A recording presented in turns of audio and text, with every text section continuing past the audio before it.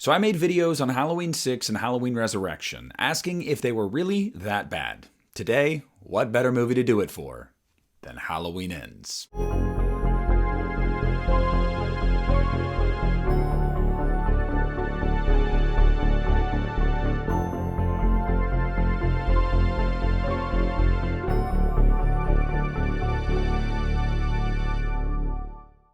Hey, what's up everybody? Nick here, and today I want to talk to you guys about Halloween Ends. Yes, a hot button issue.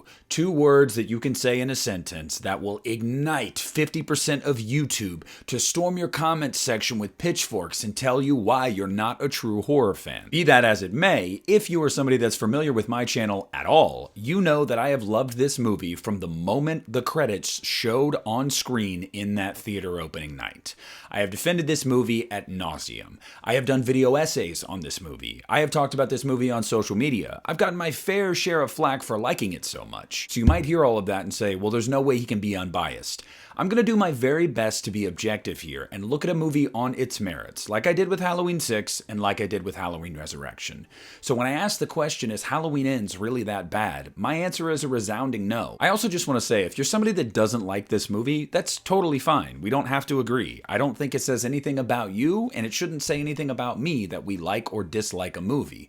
We all have different tastes. We have things that work for us and things that don't. I love a healthy dialogue and debate. I love going back and forth with friends of mine and talking about why we do or do not like something. It's healthy to have those kind of conversations. So if Halloween Ends isn't your cup of tea, that's totally fine. But try to hear me out here on some of the reasons why I think this movie is just not a bad movie. First reason Halloween Ends isn't that bad is it's the best story of the trilogy. Now that's not to say that you have to prefer this story to the other 2 stories in the trilogy, but I do think it's largely inarguable to say that this is the most coherent plot of the 3. Look, in Halloween 2018, it's largely a rehash of the greatest hits of Halloween H2O and Halloween 1978.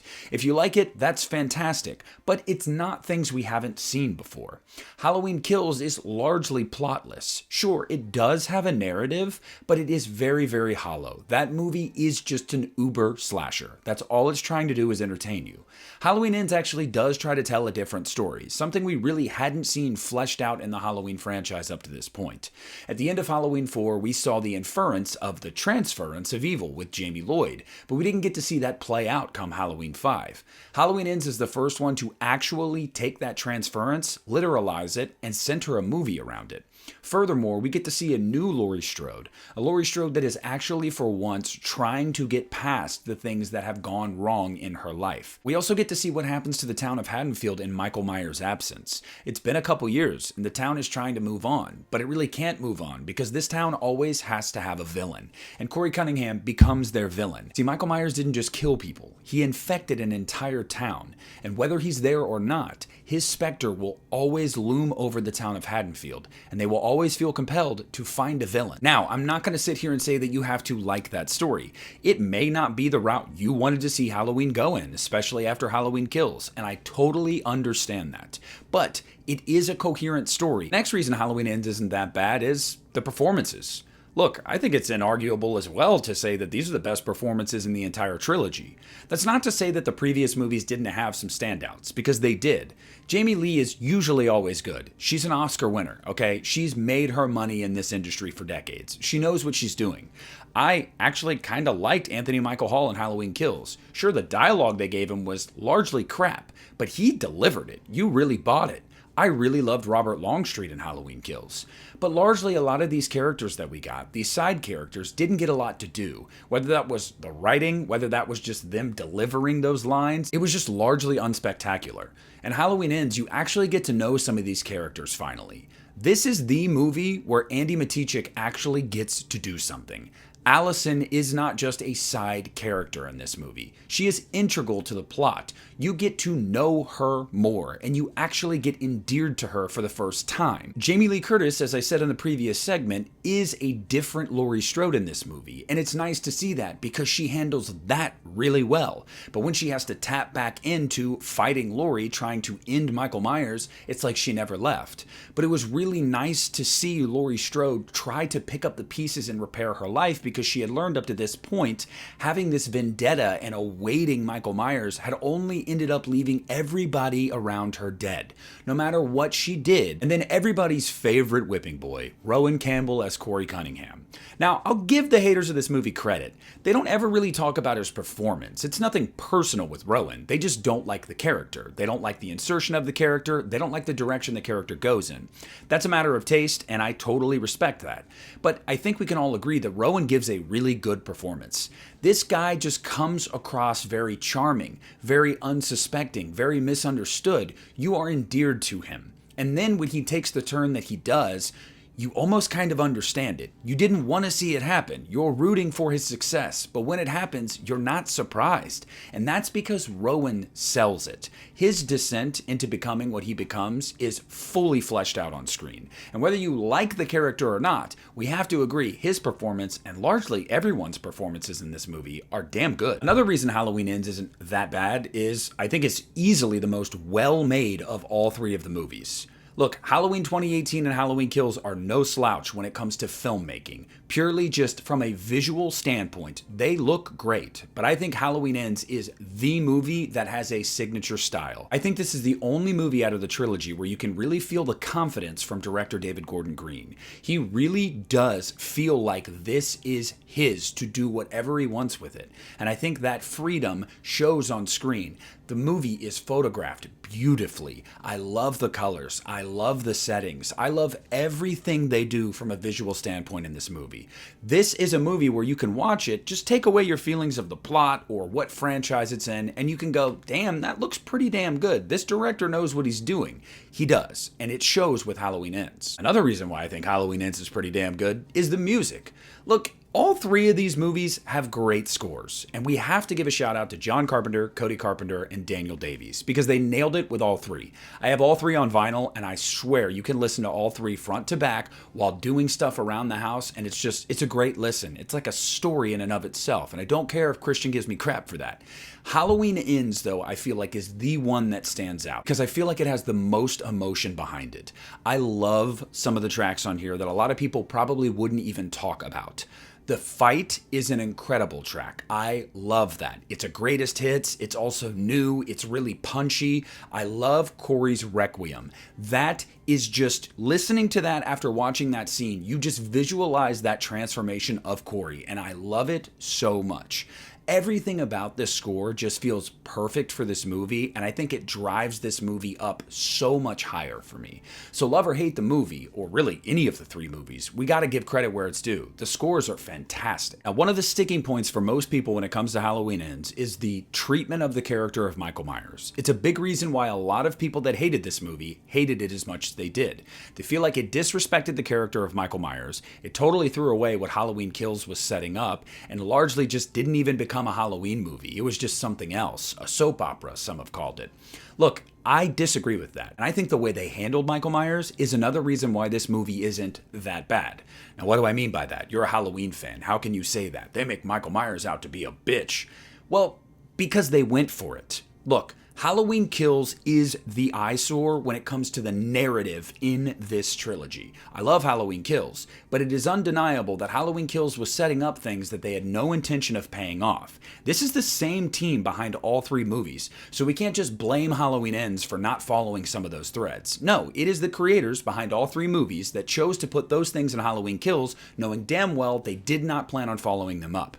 Now, in recent years, people have pointed out to me, well, I think that was the point of Halloween Kills. I don't think it was actually going to be paid off. I think that was more the town in their hysteria creating a bigger and bolder picture of the legend of Michael Myers than was actually there to begin with. And that's probably right. And look, Halloween Kills, I feel like a lot of people misunderstand that movie. It is entirely off the wall and wild, but that's literally the point. It's supposed to be telling you, hey, sometimes you're not equipped to handle certain situations, and this mob rule, mob mentality, let's get together and change the world, isn't always the smartest idea. So it probably was never meant to be paid off, but some people took it literally, and that's why they were upset with Halloween Ends. But the reason I say it's a reason this movie is good is because they went for it. They didn't half commit to something. Look, your biggest issue should be Halloween 2018. Because from the very beginning, when they announced that project, it was made very clear by Danny McBride, by David Gordon Green, by Jason Blum, that they were going to go back to the roots, that Michael Myers was a man. He wasn't supernatural. This was a man with no motive. Halloween 2018 reestablished that, doubled down on it.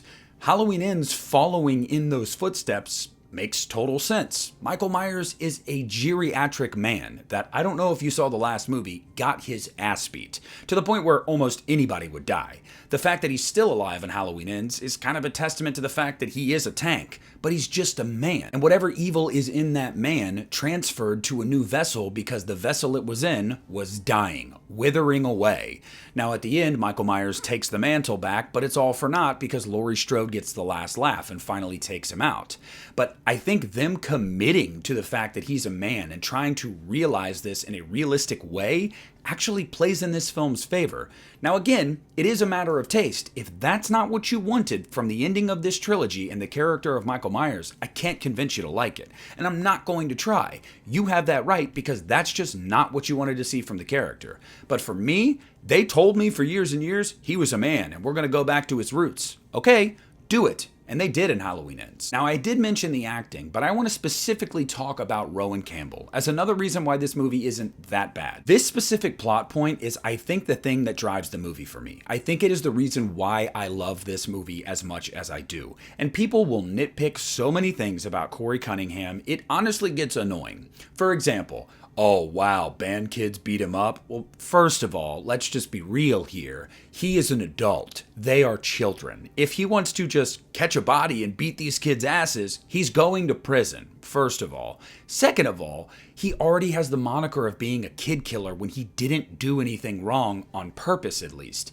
The last thing you want to do is harm another child, and everyone just doubles down on that. He's already a pariah. He's trying to keep to himself. I understand that. I sympathize with that.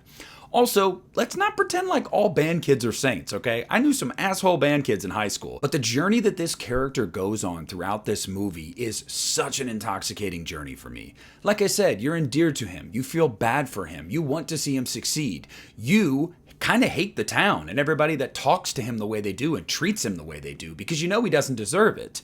And you don't root for him to turn evil, but when he does, it's almost like, well, what'd you guys expect? You created this monster. Corey didn't want to be a monster. He tried so hard to not be a monster, but you all told him he was a monster for so long that he eventually believed it.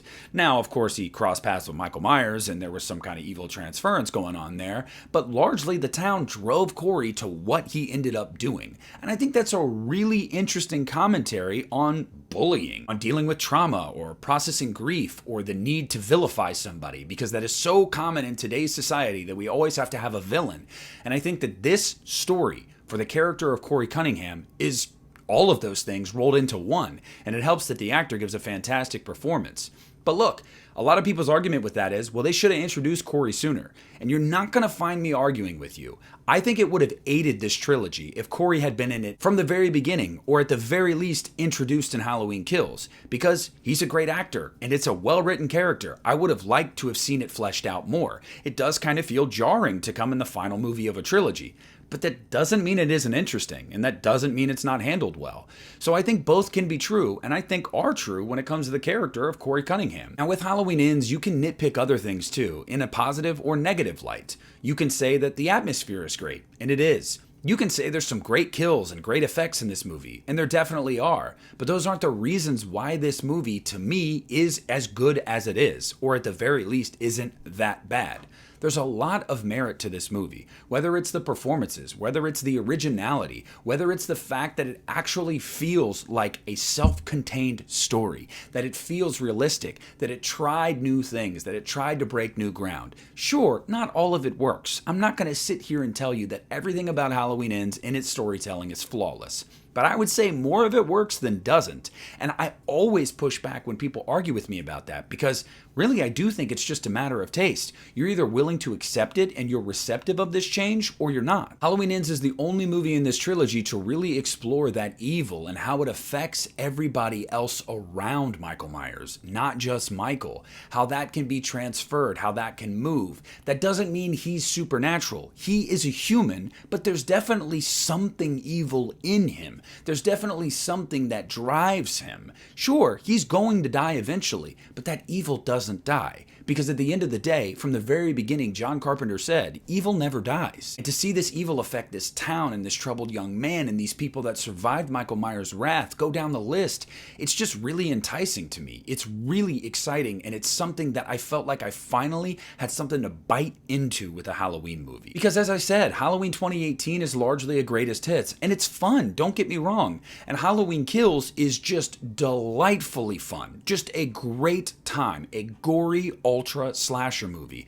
but there's not a lot of meat on the bone there. Halloween Ends is the only movie of these three to really explore some deep thematic material, and I think it nails most of it. And in closing here, one of the funniest things for me, and I've honestly loved this, is I'm far from the only person that loves Halloween Ends or really likes it here in this community, but everybody knows me as that guy. Like, oh God, don't get Nick started about Halloween Ends. And look, I get it. I get very passionate. I'm very authentic. I wear my heart on my sleeve about things that I care about, whether that's positively or negatively. I'm never going to change that about myself because I want my channel to be a place where you can come to me and get how I feel. And I'm going to tell that to you. But I'm also always going to be respectful. And I'm always going to say, I understand why some of this doesn't work for people. And I'm never going to tell you you're wrong. And I know some of you guys are going to comment and be like, love you, man, but I can't get there with you on Halloween Ends. And I get it. But that's the beauty of this. But next time you guys want to give me a hard time and tell me I'm ridiculous and I don't know what I'm talking about, just remember, Christian gave it 4 stars, okay? So bully him too. So to answer the question at the end of the day, is Halloween Ends really that bad? No. Not only is it not really that bad, it's not bad at all. In my opinion, it's one of the best Halloween movies. I know, right? Oh my God, how could you say that? That was like a hot iron down my throat. At the end of the day, it's all subjective whether we like something or don't like it. But I think objectively speaking, no, Halloween Ends is not a bad movie. Halloween Ends is definitely a different movie. It definitely takes a lot of risks, and it's definitely not the kind of Halloween movie a lot of people expected. That doesn't make it a bad movie. And I think that if we can get to a place eventually where people can respect the merits this film has and just go, hey, you know, it was fine, but that ain't my thing, then we've succeeded as a society. Because honestly, whenever somebody watches something that they don't like, so they just ignore everything good about it and say it's one of the worst things ever, and they're just hyperbolic, it's just annoying. It gets to a point where it's played out. I understand it didn't work, but that doesn't mean it's all bad. Sometimes we gotta be fair here and say there's good stuff in some of these movies. Halloween Resurrection, not so much, but Halloween Ends, abso-friggin-lutely. But I want to know what you guys think. Am I wrong? Tell me why it didn't work for you, or tell me why you agree with me. So whatever you have to say about Halloween Ends, whether it's positive or negative, sound off in the comment section below. Subscribe to my channel if you haven't already. This is Nick at the Lost River Drive-In, and I'm pulling out.